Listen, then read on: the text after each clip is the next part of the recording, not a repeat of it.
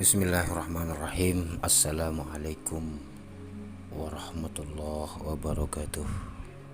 Sahabat dimanapun Anda berada, pada kisah hikmah kali ini kita akan belajar sedikit dari alam, dari apa yang sudah Allah Subhanahu wa Ta'ala ciptakan untuk kita. Sahabatku, ketika kita membuka lembaran di akhir-akhir daripada juz Al-Quranul Karim sebagai pedoman kita, tepatnya di surat Al-Ghasyiyah, di situ Allah Subhanahu wa Ta'ala pernah berfirman, afala yanzuruna ilal ibili kaifa khuliqat. Apakah mereka tidak melihat bagaimana Allah menciptakan onta? Sahabatku yang budiman, kalau kita menilik bait daripada ayat di atas, akan timbul sebuah pertanyaan bagi kita. Allah Subhanahu wa Ta'ala memerintahkan kepada kita untuk melihat bagaimana Allah Subhanahu wa Ta'ala menciptakan unta. Kita manusia perlu belajar bagaimana Allah Subhanahu wa Ta'ala menciptakan unta. Baik sahabatku, tidak berlama-lama kita akan mulai membahas sedikit dari ilmu yang diberikan Allah Subhanahu wa Ta'ala. Pertama, onta Allah ciptakan dengan postur tubuh memiliki leher panjang yang menopang kepalanya. Ini berarti bahwasanya Allah Subhanahu wa Ta'ala memerintahkan kepada kita mengkiaskan kepala adalah tujuan kehormatan dan harga diri manusia. Allah perintahkan untuk menempatkannya di tempat yang tinggi dan tempat yang terbaik. Yang kedua, bisa jadi kepala diletakkan di atas leher onta yang panjang mengindikasikan kepada kita bahwasanya kita manusia wajib memiliki visi, misi dan tujuan hidup yang jauh ke depan.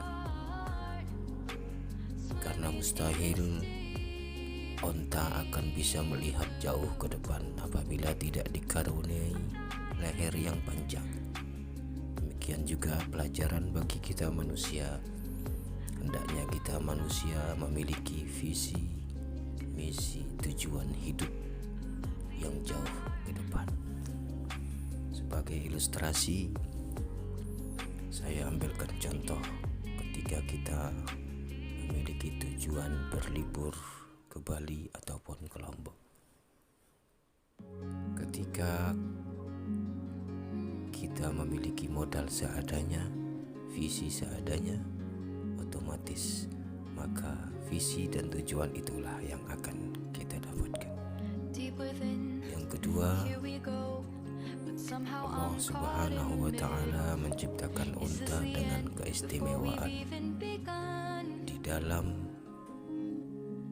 perut unta, lebih tepatnya dalam punuknya, Allah Subhanahu wa Ta'ala menciptakan unta mampu menyimpan air yang steril yang digunakan bagi para musafir ketika di tengah safarnya kehabisan bekal air.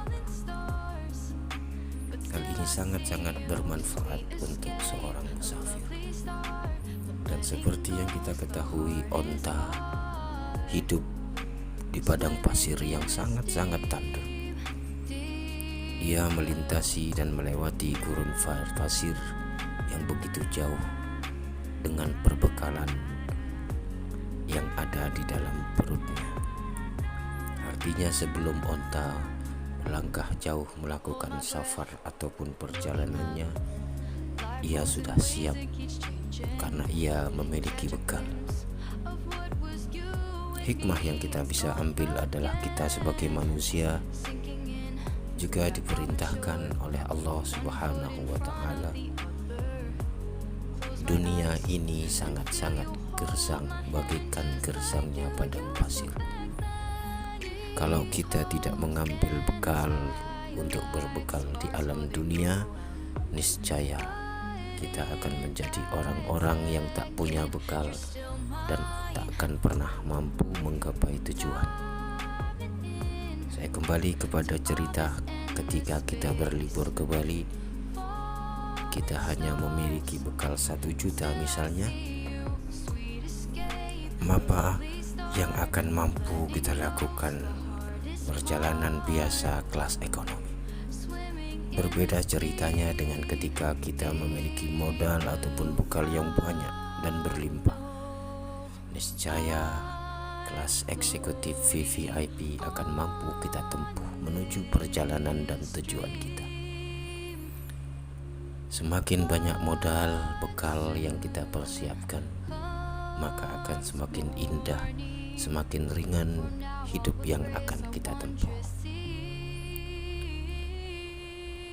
Pelajaran dari onta: pertama, letakkan visi misi tujuan hidup kita setinggi-tingginya. Kemudian berbekallah dengan sebaik-baik bekal. Sesudah bekal dirasa cukup, mulailah kita merencanakan perjalanan ataupun safar dalam akademia dengan penuh dengan bekal. Niscaya kenyamanan, kebahagiaan akan kita raih dalam kehidupan dunia kita. Demikian sahabat, pelajaran sedikit dari onta yang telah Allah berikan, tidak hanya untuk di dunia, bahkan jauh lagi di akhirat.